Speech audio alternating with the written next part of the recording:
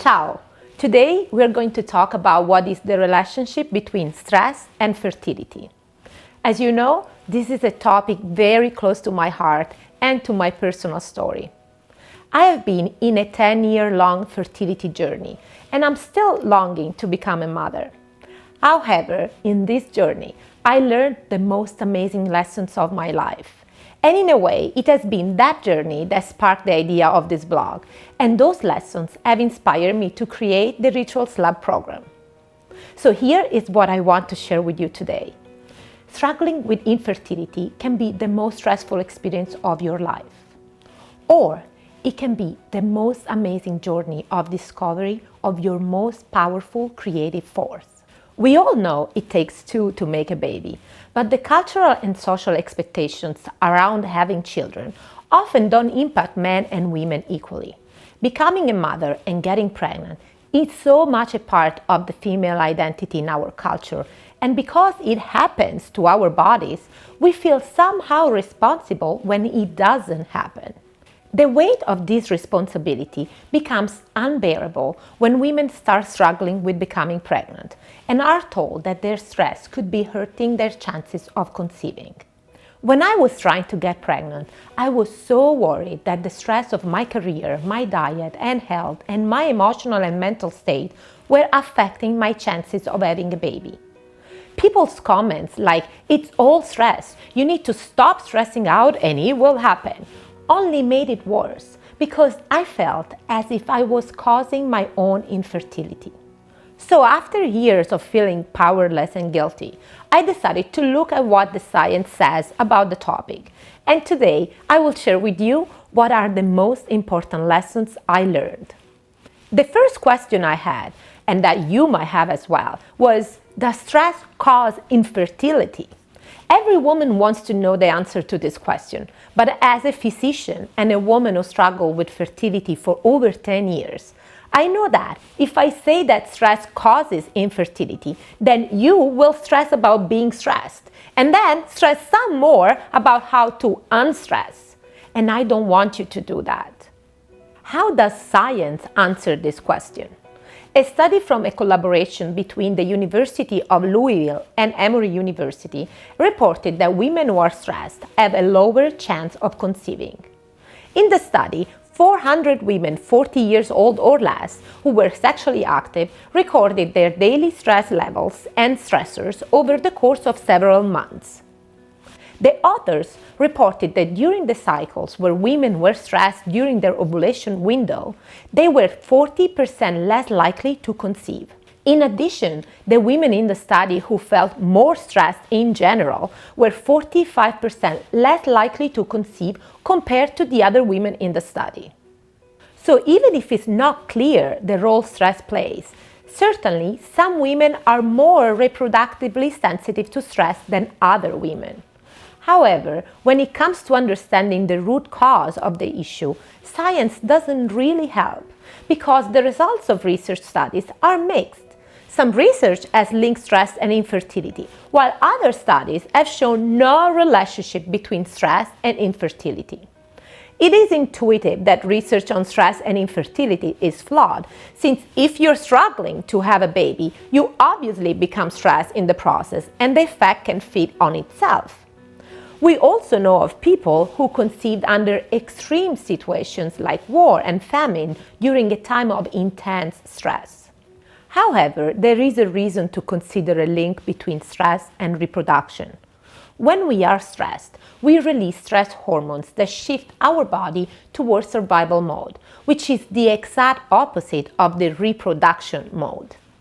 So I think that it is important to address some critical questions that might help you reduce the vicious cycle that fertility struggle activates in your stress response. The first question is about purpose and meaning. I learned that the most important question that I needed to ask myself was this: is it your true desire and purpose to become pregnant to reproduce yourself? Or is it to become a mother and nurture a child?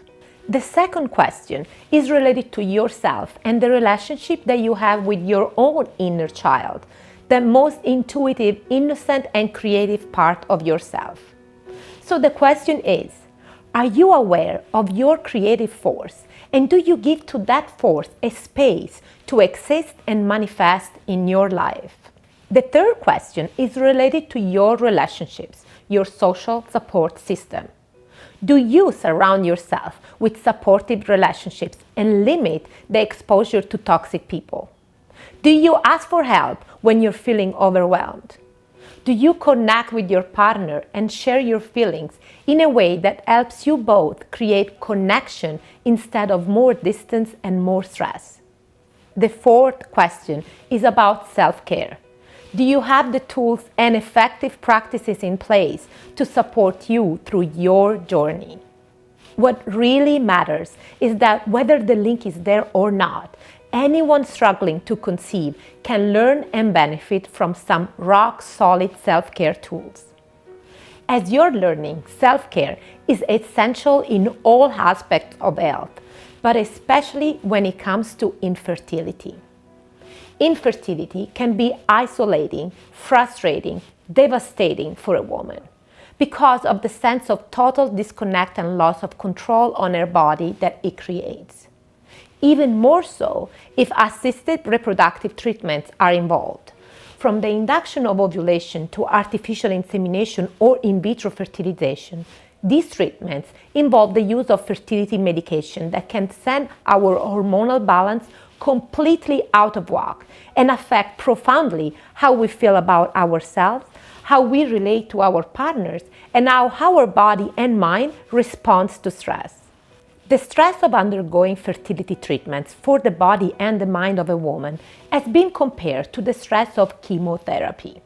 A study in Taiwan on women seeking infertility treatments showed that 40% of participants were diagnosed with depression and anxiety.